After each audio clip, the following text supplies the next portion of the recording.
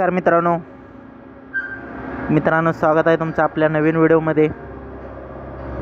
उद्या अखंड महाराष्ट्राचं ज्या मैदानावर लक्ष लागलेलं ते म्हणजे वडकीकरांचं मैदान। काही वेळातच या मैदानाला प्रारंभ होणार। उद्या दिनांक 17 तारखेला भव्यदिव्य असं वडकीकरांचं मैदान आणि याच मैदानामध्ये आपला लाडका नवमिंद केसरी बकासूर हा सज्ज झालेला आहे। मित्रांनो, एका टॉपच्या पायऱ्यामध्ये उद्या आपल्याला बकासूर पळताना दिसणार आहे। मित्रांनो, अखंड महाराष्ट्रामध्ये चर्चा चालू आहे की महाराष्ट्रातील A1 जोडी पळणार। नक्कीच प्रेक्षकांच्या मानातली जोडी पळेल आणि नक्कीच वडकीकरांच्या मानाच्या मैदानाचा एक नंबरचा मानकरी आपला लाडका नवमिंद केसरी बकासूर बनेल अशी आपण खरोखर मनापासून प्रार्थना करूया। मित्रांनो, नक्कीच उद्याच्या मैदानाची बकासूरची रणनीती एक वेगळीच आहे आणि नक्कीच तुम्हाला माहीतच असेल, याच्या आधी कधी बकासूर एवढे दिवस आरामावर कधीच नव्हता, कारण की बकासूरला आराम चालत नाही।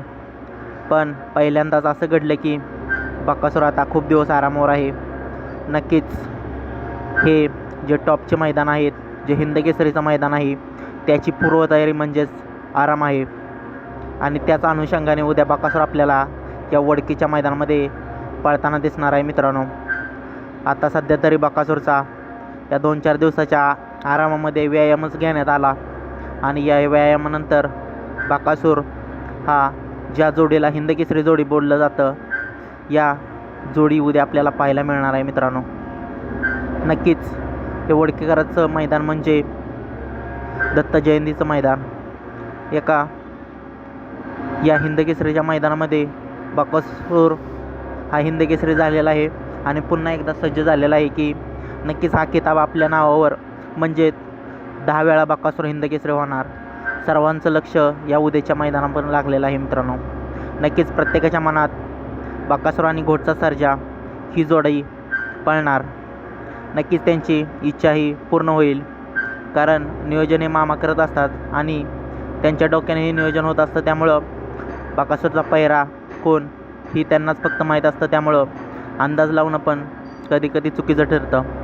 पण नक्कीच महाराष्ट्र मानाची जोडी पळेल अशा आपण सेवागिरी महाराजांच्या चरणी प्रार्थना करूया आणि या उद्याच्या हिंद केसरी मैदानासाठी आपल्या लाडक्या नवमिंद केसरी बकासूरचं मनापासून आभार मानूया।